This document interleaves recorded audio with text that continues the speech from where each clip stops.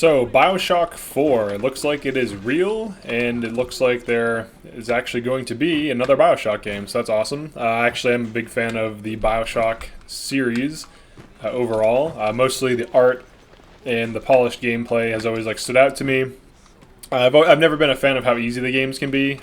Bioshock Infinite kind of addresses difficulty in some ways. I still wish there was harder settings, but all that aside, let's go over 10 things I would like to see in Bioshock 4. So the first thing is very simple, a new setting. So instead of the game taking place in Rapture or Columbia, I would like the new game to take place somewhere else, somewhere new. I feel like we've seen Rapture enough. We've seen Rapture in all stages of its life. We've seen it right after the Civil War in the case of Bioshock 1. We've seen it well after the events of Bioshock 1 in the case of Bioshock 2. And we've also seen it in its prime in the case of Burial at Sea Part 1 and 2. So we've seen Rapture in its prime, right after the downfall, and well after the downfall. We've seen Rapture so much that I don't really think there's too much you could do in terms of adding more to Rapture. So I think we're done with Rapture at this point. If they make it about Rapture, I'm going to be very disappointed. Alright, so that's the first point, a new setting. The second point is a change in structure. One of the most disappointing things for me, for Bioshock Infinite and the DLCs, was how they generalized all of the games to there is always a man, always a lighthouse, always a city. Then there's all these themes of like fathers and daughters, like Big Daddies, little sisters. Jack is a fatherly figure. Booker is literally a father to a daughter. He has a daughter. Alpha Series is like a father. It's all about being a father and protecting daughters for whatever reason. There's just a motif going on throughout all the games. It's present throughout all the games. And even when you work with Elizabeth, you're essentially a big daddy.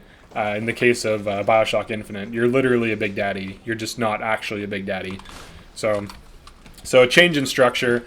The reason why is once you make something the same, if it's the same no matter what, then you're predictable. And when you're predictable for a storyline, that's not a very good thing. You want a storyline to not make it clear where it's going and also kind of entertain you. So that's the main reason why. We need a change in structure. The fact that Infinite tries to tie everything together and coerce it into this thing is not good in my opinion. Alright, so change in structure. Number 3, no tie-in to Rapture or Bioshock Infinite.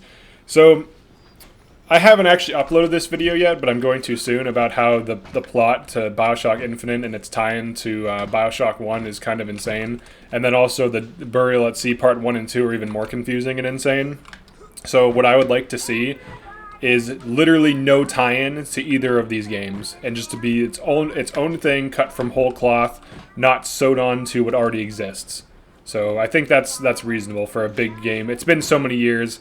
We don't need more convoluted shit with the plot. The plot has already gotten out of control. If you look at Bioshock 1 and just isolate it from everything else, this is a very rooted in reality type of game, where even though the abilities and they're essentially magic are quite crazy, the rest of the game feels rooted. You have characters with motivations, and it feels very believable in a way, even though it's clearly fantastic in the way, not in a superlative sense, oh, this is fantastic, but in a magical sense, things are kind of surreal.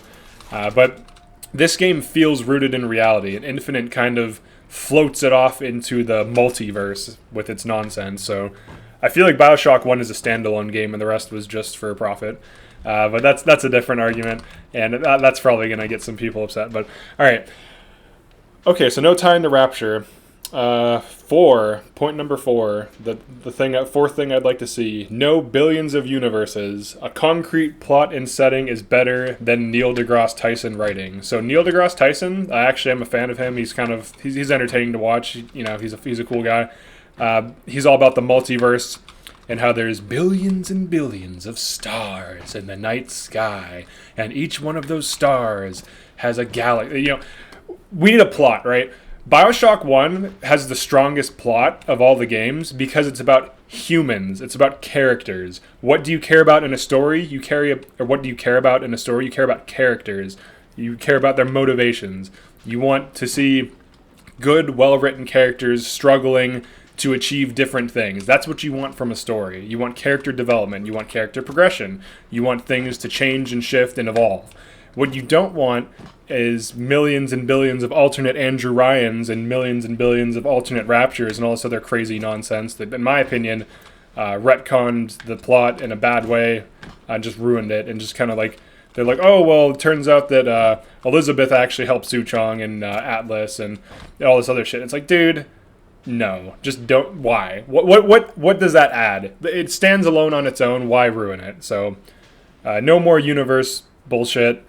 It doesn't add anything of value. All right, point number 5: new and interesting weapons. All right, so in Bioshock 1 especially, most of the weapons are pretty basic. There could have been like plasmid weapons that are made out of like creatures that are like this, let's say there's like plasmid creatures. First of all, that could have been interesting. You could have had weapons where it's like actually a creature, much like the B gun in Half-Life 1. So they could have had interesting weapons instead of like standard things. But new and interesting weapons. So that's just point number 5. Things I'd like to see. Number 6, new and interesting plasmids. So the plasmids are all kind of basic. You know, set a dude on a fire, shock a guy. It'd be cool to see some interesting things. Like in Prey, for example, 2017, you can turn yourself into like any object. That's pretty interesting. So things like that. It's hard to be creative. It's hard to be innovative. It's hard to come up with practical, interesting ideas. So it's a challenge. But I'd like to see new and interesting plasmids.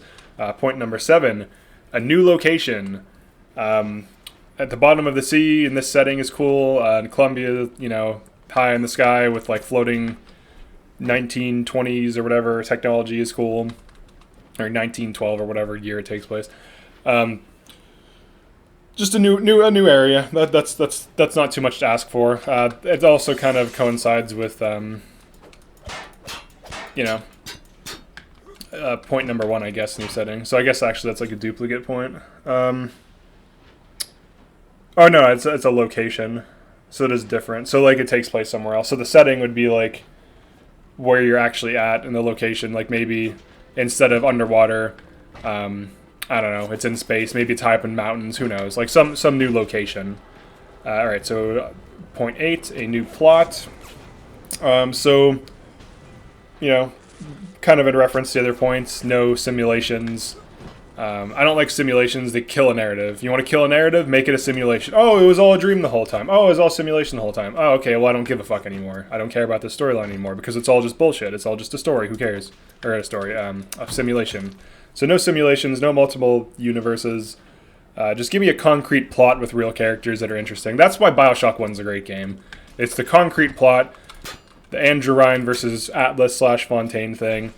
People like characters. People like realism.